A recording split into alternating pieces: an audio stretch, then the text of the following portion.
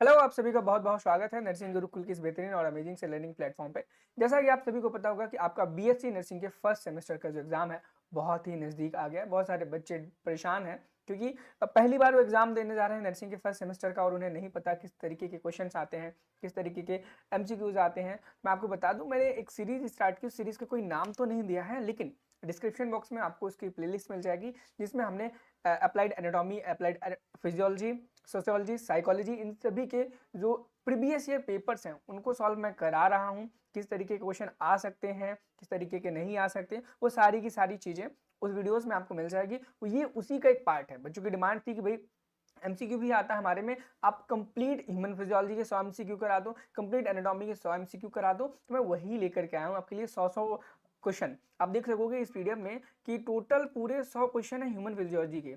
उसी प्रकार से हम ह्यूमन एनाटॉमी के टोटल 100 क्वेश्चन लेके आएंगे टॉपिक वाइज, ताकि आपके एग्जाम में कोई भी एक single question out of the box ना जाए। जो हम पढ़ाएंगे वो वहीं से आपके क्वेश्चन आएंगे। आप देख सकोगे यहाँ पर टोटल ह्यूमन फिजियोलॉजी का लास्ट में यहाँ पे 100वां क्वेश्चन लिखा हुआ है। उसी प्रकार से हम एनाटॉमी कर लेकर के चैनल पे नए हो तो चैनल को सब्सक्राइब कर देना। मैं बता दूं, डिस्क्रिप्शन बॉक्स में व्हाट्सएप ग्रुप होगा, उसे ज्वाइन कर लेना, ताकि आपको पीडीएफ मिल जाए और जब भी हमारा न्यू लेक्चर आए ना, उसे आपको सबसे पहले मिल जाए। बच्चों क्या मिल जाए? सबसे पहले मिल जाए। चलो ज्यादा देर ना करते हुए हम स्टार्ट करते हैं। और हमारा सबसे पहला जो टॉपिक होगा ह्यूमन फिजियोलॉजी का टॉपिक होगा ब्लड। और ब्लड के 10 से 15 ऐसे क्वेश्चन करेंगे जो बहुत ज्यादा इंपॉर्टेंट होंगे और आपके एग्जाम में आने के जो चांसेस हैं उसके बहुत ज्यादा हाई रहेंगे। और यकीन मानना, ये जो फिजियोलॉजी और एनाटॉमी के मैं क्वेश्चंस करा रहा हूँ, चाहे वो एमसीक्यू वाइज हो चाहे वो थ्योरेटिकल हो, क्वेश्चन बाहर नहीं जाएगा, उन्हीं से एग्जाम में क्वेश्चन आएगा। ये मेरी रिस्पॉन्सिबिलिटी है। ठीक है, चलो पहला क्वेश्चन पढ़ते हैं, देखते हैं। पहला क्वेश्चन कहता है primary function of haemoglobin. Haemo को हम एचबी से भी लिखते हैं, याद रखना। अगर एचबी भी लिख करके आता है एग्जाम में तो आपको घबराना नहीं है, क्वेश्चन को सही से सॉल्व करना है। अब प्राइमरी फंक्शन ऑफ हीमोग्लोबिन पूछा गया है, तो प्राइमरी फंक्शन क्या होता है हीमोग्लोबिन का? क्या हार्मोन ट्रांसपोर्ट करना होता है? बिल्कुल भी नहीं। एंजाइम सिंथेसिस होता है? बिल्कुल भी नहीं। और इम्यूनिटी से रिलेटेड होता है हीमोग्लोबिन? नहीं भाई, नहीं होता है। ऑक्सीजन ट्रांसपोर्ट के लिए इस्तेमाल किया जाता है। ये जो प्राइमरी फंक्शन है हीमोग्लोबिन का, वो क्या होता है? O2 ट्रांसपोर्ट करना होता है, याद रखना। ठीक है, O2 ट्रांसपोर्ट करता है। और इसी से रिलेटेड आपके एग्जाम में एक बहुत ही इंपॉर्टेंट क्वेश्चन ये आ सकता है कि एक हीमोग्लोबिन कितने मॉलिक्यूल्स ऑफ ऑक्सीजन कैरी करता है? तो एक हीमोग्लोबिन का जो मॉलिक्यूल होता है वो 4 मॉलिक्यूल ऑफ O2 कैरी करता है, ये याद रखना। क्या करना? ठीक है। और 100 ml ब्लड में, 100 ml ब्लड में कितना क्वांटिटी ऑफ हीमोग्लोबिन होता है? यह भी आपसे एग्जाम में क्वेश्चन पूछा जा सकता है। और देखो, इस जो भी मैं बताऊंगा ना इंपॉर्टेंट, उनको याद करना, लिख लेना कॉपी में। 100 ml जो ब्लड होता है प्योर, ठीक है, ऑक्सीजनेटेड ब्लड, उसके अंदर 12 से 16 ग्राम क्या होता है? हीमोग्लोबिन होता है, याद रखना। 12 से 16 ग्राम हीमोग्लोबिन होता है, याद रखना। एग्जाम में आपसे पूछा जा सकता है। आपसे पूछा गया normal life span of RBC, यानी कि जो आरबीसी है इसका नॉर्मल लाइफ स्पैन कितना होता है? मैं आपको बता दूं कि नॉर्मल आरबीसी का लाइफ स्पैन है 120 दिन होता है। कितना होता है? और अब याद रखना, आरबीसी को हम इराइथ्रोसाइट भी बोलते हैं। आई थिंक ये सब चीजें आपको इतनी बेसिक आती ही होंगी। इराइथ्रोसाइट्स बोलते हैं रेड ब्लड सेल्स को। अगला क्वेश्चन पूछा गया है the main function of platelets, यानी कि प्लेटलेट्स का क्या फंक्शन होता है? क्या ऑक्सीजन ट्रांसपोर्ट करता है? बिल्कुल भी नहीं। बॉडी की डिफेंस मैकेनिज्म में काम करता है, ब्लड क्लॉटिंग में काम करता है, न्यूट्रिशन में। तो भाई प्लेटलेट्स का क्या काम होता है? प्लेटलेट्स फंक्शन करती हैं ब्लड क्लॉटिंग में। ठीक है।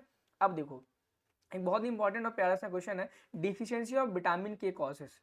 विटामिन के की डेफिशिएंसी अगर आपकी बॉडी में हो जाती है, क्या उसकी वजह से अनीमिया होगा, डिलेड इन ब्लड क्लॉटिंग होगी, इन्फेक्शन होगा, ल्यूकेमिया हो जाएगा? तो विटामिन के जो होता है ना, वो क्लॉटिंग में इस्तेमाल किया जाता है बच्चों। किसमें किया जाता है? क्लॉटिंग में इस्तेमाल होता है। इसका यूज क्लॉटिंग में होता है। अगर विटामिन के की डिफिशियंसी आपकी बॉडी में होगी तो क्या होगा? डिफिशियंसी है, कमी है, तो क्लॉटिंग में भी कमी आ जाएगी। तो हम क्या बोलेंगे इसे? अगर विटामिन के की डिफिशियंसी हो जाती है तो डिलेड ब्लड क्लॉटिंग हो जाएगा। क्या होगा? डिलेड ब्लड क्लॉटिंग हो जाएगा। ठीक है। अब अगला क्वेश्चन है, एक बहुत बेसिक क्वेश्चन है, the universal donor blood group. Universal donor कौन सा होता है? O minus. ठीक है, ओ माइनस ब्लड ग्रुप जो है वो यूनिवर्सल डोनर होता है।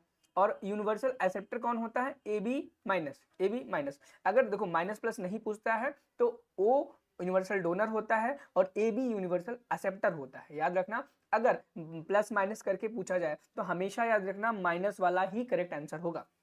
क्वेश्चन नंबर 6 कहता है in iron deficiency anaemia RBCs are.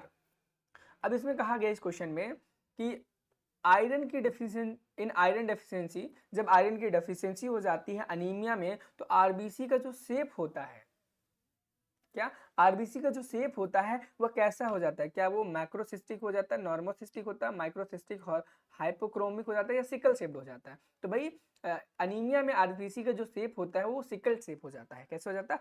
इस तरीके का हो जाता है, सिकल शेप, यानी कि सिकल का मतलब होता है हसिया।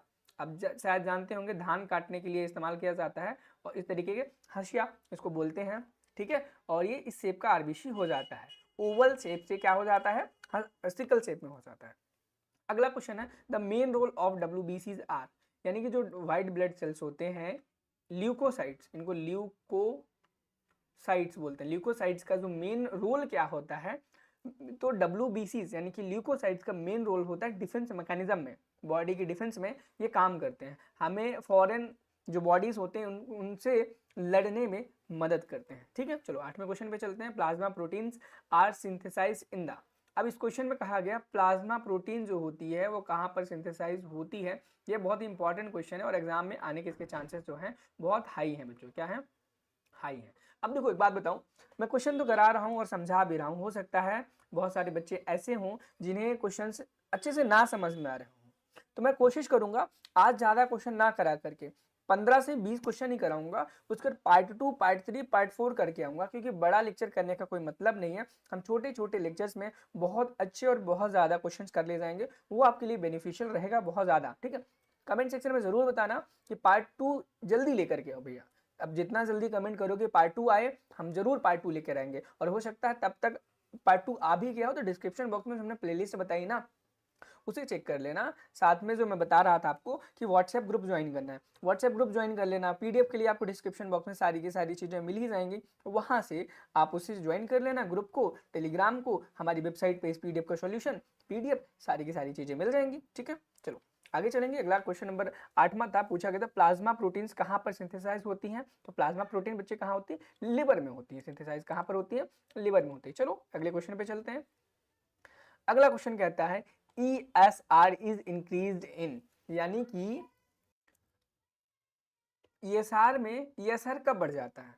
तो ESR का जो पूरा नाम होता है इरेथ्रोसाइट सेडिमेंटेशन रेट होता है, और ये जो इरेथ्रोसाइट सेडिमेंटेशन रेट है एक प्रकार का टेस्ट है ब्लड का, जिससे हम इन्फ्लामेशन को पता लगाते हैं। इन्फ्लामेशन बोले तो एलर्जी टाइप के सिम्टम्स को पता लगाते हैं। और ये क्या, ये सारे मैंने क्या बोला, ब्लड टेस्ट के लिए, तो ब्लड टेस्ट से हम डिहाइड्रेशन को तो पता नहीं लगाएंगे, पॉलीसाइथेमिया का भी नहीं, शॉक का भी नहीं। तो ESR जो हम करते हैं, ESR जो टेस्ट किया जाता है वो कब किया जाता है? जब हमारी बॉडी में इन्फ्लामेशन बढ़ा होता है या फिर किसी भी चीज़ का इन्फेक्शन हो रहा होता है, तो वही पता लगाने के लिए किया जाता है जो ये इन्फेक्शन है वो किस चीज़ का है और इसका क्योर क्या होगा, ठीक है। ऑप्शन 20 क्वेश्चन का करेक्ट आंसर हो जाएगा। अगला क्वेश्चन कहता है 10वां, vitamin B12 deficiency leads to, यानी कि अगर कि कोई व्यक्ति है उसको विटामिन B12 की डेफिशिएंसी हो जाती है तो यह किस चीज़ में रिजल्ट लेगा, यानी कि अगर विटामिन B12 की डेफिशिएंसी होती है तो उस व्यक्ति के अंदर क्या आयरन की डेफिशिएंसी हो जाएगी,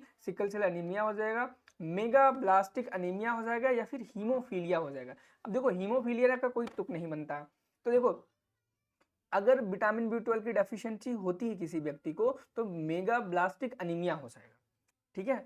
मेगा ब्लास्टिक अनीमिया हो जाएगा, याद रखना। ब्लड से हमने यहाँ पर रिलेटेड 10 क्वेश्चन कर दिए हैं। अब हम अगले चलेंगे, कार्डियोवेस्कुलर सिस्टम है हमारा टॉपिक नंबर 2, जो कि अप्लाइड फिजियोलॉजी के 100 क्वेश्चनों में आएगा। अब देखो ये बहुत इंपॉर्टेंट क्वेश्चन है, बहुत ज़्यादा इंपॉर्टेंट, और जो भी क्वेश्चन आपको लगे कि क्वेश्चन इंपॉर्टेंट है आपके लिए और आपको नहीं आता है, तो उस क्वेश्चन को स्क्रीनशॉट ले लेना, कॉपी में लिख लेना, जहाँ पर आपको लिखना हो वहाँ लिख लेना।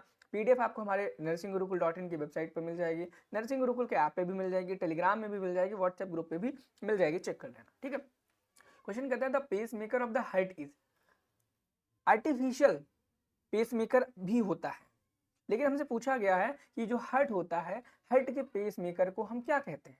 तो भैया हार्ट के जो पेस मेकर उसको ऐसे नोड बोलते हैं, और AB नोड को हम पेस सेटर भी बोलते हैं, पेस सेटर बोलते हैं बच्चे, क्या बोलते हैं? पेस सेटर बोलते हैं, ठीक है।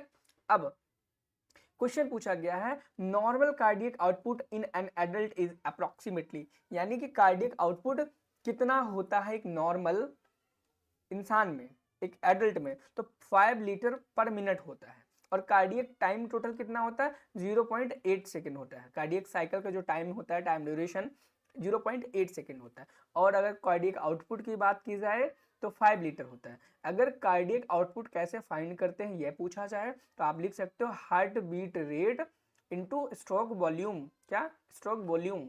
Heart beat rate 72 times per minute होती है, into stroke volume normal adult human का 70 होता है। जब आप इसे कैलकुलेट करोगे तो यहाँ पे कुछ इस तरीके के आएगा, 7 2 जा 14, 7 से 49, 7 2 जा 14, 1 कैरी 7 से 49, ठीक है। तो ये आंसर आएगा और ये अप्रोक्सीमेटली 5 लीटर पर मिनट के आसपास रहता है, ठीक है। अब अगला क्वेश्चन कहता है कि left ventricular failure commonly causes. तो अगर लेफ्ट वेंट्रिकल किसी व्यक्ति का फेल हो जाता है तो उसे कौन सी बीमारी या क्या हो जाएगा, तो उसे भाई लेफ्ट वेंट्रिकल से पुल्मोनरी एडिमा हो जाएगा। क्या होगा, पुल्मोनरी एडिमा हो जाएगा। नेक्स्ट क्वेश्चन पे चलेंगे। अगला क्वेश्चन कहता है right ventricular failure result in, यानी कि अगर राइट वेंट्रिकल में फेलियर हो जाता है तब क्या होगा, तो उसे पेरीफेरल एडिमा बोलेंगे। याद रखना बच्चों, अगर आपसे लेफ्ट वेंट्रिकल की बात की जाए तो पल्मोनरी एडिमा बोलेंगे, वहीं पर अगर आपसे राइट वेंट्रिकल की फेलियर पूछा जाए तो पेरीफेरल एडिमा बोलेंगे। क्या बोलेंगे, पेरीफेरल एडिमा बोलेंगे। नेक्स्ट क्वेश्चन पे मूव करते हैं कि अगर blockage of a coronary artery leads to, यानी कि अगर कोरोनरी आर्टरी में ब्लॉकेज आ जाए, कोरोनरी आर्टरी में ब्लॉकेज आ जाए तो उससे क्या हुआ, क्या स्ट्रोक्स आएंगे, झटके आने लगेंगे, यानी कि हार्ट अटैक्स के चांसेस बढ़ जाएंगे, मायोकार्डियल इन्फेक्शन हो जाएगा, शॉक्स आने लगेंगे, या फिर हाइपरटेंशन हो जाएगा। तो क्या हो जाएगा, अगर आपका कोरोनरी आर्टरी है वो ब्लॉक्ड हो जाएगी। और ब्लॉक किससे होती है, कोलेस्ट्रॉल से बढ़ती है, फैट से ज्यादा। अथेरोस्क्लेरोसिस नाम की एक डिजीज होती है जिसमें कोलेस्ट्रॉल और फैट का डिपोजिशन हो जाता है कोरोनरी आर्टरी में, ठीक है। तो उससे क्या होता है, आपकी जो आर्टरी, कोरोनरी आर्टरी, वो ब्लॉक हो जाती है और हार्ट की मसल्स को ऑक्सीजन नहीं मिल पाती, ठीक है। उससे होता क्या है, मायोकार्डियल इन्फ्रैक्शन हो जाएगा, ठीक है। अब अगला क्वेश्चन है persistent elevation of blood pressure is called, यानी कि लगातार अगर आपका ब्लड प्रेशर किसी व्यक्ति का बढ़ रहा है तो उसे क्या बोलेंगे, हाइपरटेंशन बोलते हैं बच्चे। क्या बोलते हैं, हाइपरटेंशन बोलते हैं। और लगातार एलिवेशन की जगह उल्टा बोला जाए, डिक्लिनेशन बोला जाए तो हाइपोटेंशन। हाइपो का मतलब होता है लो, हाइपो का मतलब होता है लो, और हाइपर की बात की जाए, हाइपर का मतलब होता है हाई या फिर ज्यादा, हाई, ठीक है। हाइपर का मतलब होता है हाई, ठीक है। क्वेश्चन नंबर 17 पे चलेंगे। क्वेश्चन नंबर 17 कहता है कि the P wave of ECG represents, यानी कि जो पी वेव होती है ईसीजी की, वह क्या रिप्रेजेंट करती है, क्या रिप्रेजेंट करती है। ये Q R S P T. अब आपसे पूछा गया है कि जो पी पी वेव है यहाँ पर ये क्या रिप्रेजेंट करती है, तो ये पी वेव क्या करती है, ये एट्रियल डिपोलराइजेशन रिप्रेजेंट कर, एट्रियल डिपोलराइजेशन रिप्रेजेंट करती है। क्या करती है, एट्रियल डिपोलराइजेशन करनी है। लेकिन अब आपको कमेंट में बताना है कि आपका जो क्यूआरएस कॉम्प्लेक्स है बच्चे, क्या है, क्यूआरएस कॉम्प्लेक्स है, ये क्यूआरएस कॉम्प्लेक्स और ये टी वेव, यह क्या रिप्रेजेंट करता है। आपसे यहाँ पर पी वेव के बारे में बोला गया तो जरूरी नहीं है पी वेव के बारे में ही आपके एग्जाम में क्वेश्चन आए, हो सकता है क्यूआरएस कॉम्प्लेक्स के बारे में पूछ लिया जाए या फिर टी कॉम्प्लेक्स के बारे में पूछा जाए। तो आज आपका होमवर्क क्या है कि आपको क्यूआरएस के बारे में पढ़ना है और टी वेव के बारे में पढ़ना है। अगले क्वेश्चन पे मूव करेंगे। अगला क्वेश्चन कहता है cyanosis occurs mainly due to, cyanosis जो बीमारी है वह किसके कारण होती है, मैं बता दूं डिक्रीज्ड ऑक्सीजन सेचुरेशन के कारण आपकी साइनोसिस बीमारी होती है, याद रखना, ठीक है। अब अगर क्वेश्चन अगला है 19, sudden fall in blood pressure is termed, यानी कि अचानक से अगर किसी व्यक्ति का ब्लड प्रेशर डाउन हो जाए तो उस टर्म को क्या बोलेंगे, तो उसे हम क्या बोलते हैं, स्ट्रोक, शॉक बोलते हैं, शॉक। अगर सडन इंक्रीज हो जाए तो इसे स्ट्रोक बोलते हैं। क्या बोलते हैं, सडन इंक्रीज होता है तो हम इसे स्ट्रोक बोलते हैं। और वहीं पर सडन फॉल हो जाए, सडन ब्लड प्रेशर फॉल हो जाए तो यहाँ पर क्या बोलते हैं, शॉक बोलते हैं। ये चीज याद रखना, बहुत अच्छी टर्मिनोलॉजी है, आपके एग्जाम में पूछे जाने की जो इसके चांसेस है बहुत हाई है। अब अगला क्वेश्चन है कि अथेरोस्क्लेरोसिस प्राइमरीली किसको अफेक्ट करते हैं। अभी थोड़ी देर पहले ही मैंने बताया था कि अथेरोस्क्लेरोसिस बीमारी में कोलेस्ट्रॉल और फैट के डिपोजिशन की वजह से कोरोनरी आर्टरी के अंदर डिपोजिशन आ जाता है, जिसकी वजह से हमारी हार्ट की मसल्स को ऑक्सीजन प्रॉपर्ली नहीं मिल पाती और जिसकी वजह से मायोकार्डियल इन्फ्रैक्शन हो जाता है। आंसर क्या हो जाएगा? आर्टरीज हो जाएगा। आज हमने ब्लड और कार्डियोवास्कुलर सिस्टम के 10-10 क्वेश्चन किए, यानी कि टोटल 20 क्वेश्चन कर लिए। अब हम पार्ट 2 में, पार्ट 2 का जो वीडियो है वो आपका बहुत जल्दी आ जाएगा। कमेंट सेक्शन में बोल देना जल्दी से कि भैया पार्ट 2 भी लेकर के आओ, जिसमें हम रेस्पिरेटरी सिस्टम को कवर करने वाले हैं पूरा का पूरा, जिसके 10 क्वेश्चन होंगे, और उसके बाद डाइजेस्टिव सिस्टम को कवर करने वाले हैं, इसके भी 10 ऐसे इंपॉर्टेंट क्वेश्चन होंगे जो आपके एग्जाम में आने वाले हैं। इसी प्रकार से धीरे धीरे करके हम पूरी ह्यूमन फिजियोलॉजी के सारे क्वेश्चन कर लेंगे। उसके बाद हम ह्यूमन एनाटॉमी के टोटल 100 क्वेश्चन करेंगे, 100 क्वेश्चन सोशियोलॉजी, 100 क्वेश्चन साइकोलॉजी। यकीन मानो एक भी एमसीक्यू आपका इस पीडीएफ से बाहर नहीं जाने वाला है। और प्लेलिस्ट को जरूर फॉलो करना, डिस्क्रिप्शन बॉक्स में उसका लिंक दिया गया है। चैनल को सब्सक्राइब कर लेना, चैनल पे नए हो, क्योंकि बच्चे देखें मैंने वो चैनल को सब्सक्राइब नहीं करते हैं। चलिए वन बाय वन, और उसके बाद चैनल को सब्सक्राइब कर लेना, व्हाट्सएप ग्रुप को ज्वाइन कर लेना। मिलते हैं नेक्स्ट वीडियो में। Thank you, have a nice day, bye bye.